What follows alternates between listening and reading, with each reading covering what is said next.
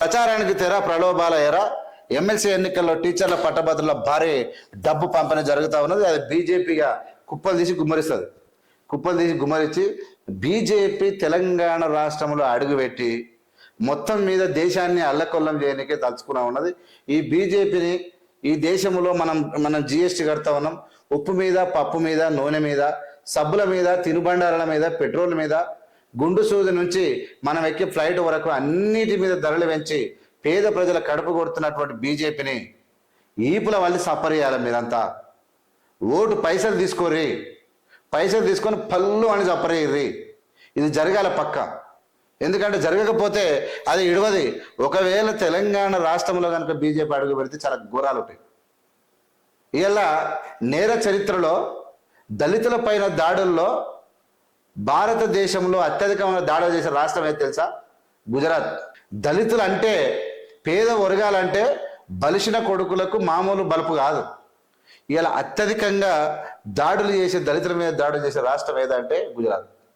రెండో రాష్ట్రం ఏదంటే తెగబలిసిన యోగి ఆదిత్యనాథ్ పాలించే ఉత్తరప్రదేశ్. అంటే దళితుల మీద తీవ్రమైన దాడులు, మామూలు దాడులు చేరి వీళ్ళు.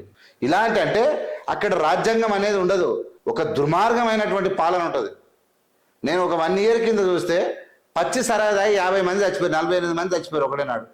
గుడాంబ కాసుకొని ఏం చేయాలి అర్థం కాక. అంటే ఒక మనిషి ఎంత దీనావసరిగా. తెలంగాణ రాష్ట్రంలో ఎక్కడ నాటుసారు ఉండదు, కానీ గుజరాత్లో దొరుకుతుంది. ఎందుకంటే పేదవాళ్ళు మొత్తం తాగి సావాలి, మత్తు పానీయాలకు అలవాటై పేదలు చచ్చిపోవాలి.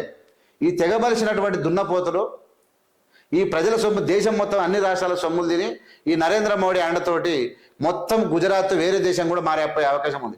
ఈ రాష్ట్రాలను అంత సొమ్ము తీసుకొని మేము వేరే చిన్న దేశంగా మారిపోతామని చెప్పి చెప్తారు. ఈ గుజరాత్లో నమ్మబడదు. ఈ గుజరాత్ ముఠాను ఈ భారతదేశంలో బంధించాలి వాళ్ళని.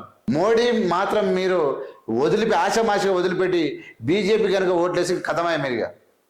ఇది ఏవిఎం ఛానల్ లైక్ చేసి, షేర్ చేసి అందరికి పంపాలి. మీ బాధ్యత. మీరు ఛానల్ లైక్ చేయకపోతే కంపల్సరీ లైక్ చేయండి. తెలియాలి వాళ్ళకు మనం ఏంది బతుకు. మనము ప్రజలను ఎడ్యుకేట్ చేయకపోతే ఆగమే.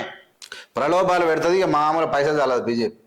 ఎమ్మెల్సీ ఎన్నికల్లో టీచర్ల పట్టభద్రులకు భారీ డబ్బు పంపిణీ. ఇక టీఆర్ఎస్ సిగ్గుదాపిన టీఆర్ఎస్ పోటీ చేయలేదు, ఇది పంపిణీ చేస్తూ ఉన్నారు. ఇక ఓటుకు 5,000 దాకా వచ్చిన అంటే వెచ్చించనున్నటువంటి పరిస్థితులు టీచర్ ఎమ్మెల్సీ అభ్యర్థులు.